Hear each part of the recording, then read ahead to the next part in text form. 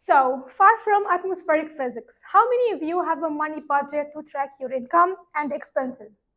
For sure, all we have, and actually all we have as well. Some emergencies like travel or medical situation that makes us spend more money than we expected, right?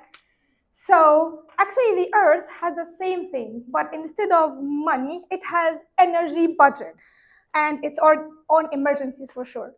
So in a perfect world, if the amount of energy is coming from the sun is actually to the earth is equal the amount of energy is going from the earth to the space, so there is no problem. But this is not true. That's because while the light actually traveling through the atmosphere, it suffers from some emergencies like absorption, scattering, and reflection. This is because of the gas, cloud, and particles in the atmosphere.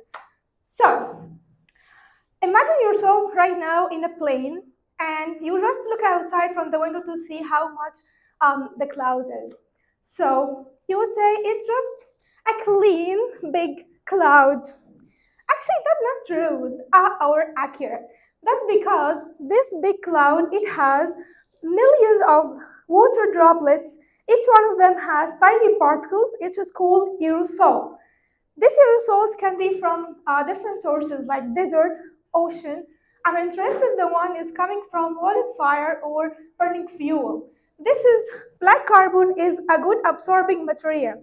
So imagine this black carbon inside the droplets. So this composition affects how the light interacts with the whole droplet.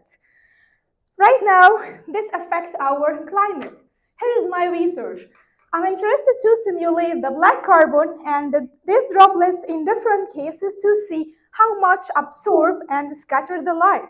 So sometimes I'm simulating them in separate way, and sometimes they inside each other like a core and shell, and sometimes they are blended in a way where you cannot differentiate between the two materials. Recently, on the next step, I'm trying to replace the core sphere of black carbon to aggregate shape, which is just two spheres like far from each other. So eventually, maybe we cannot avoid our personal emergencies, but we can understand the water, the black carbon, and move it from the atmosphere. So, thank you.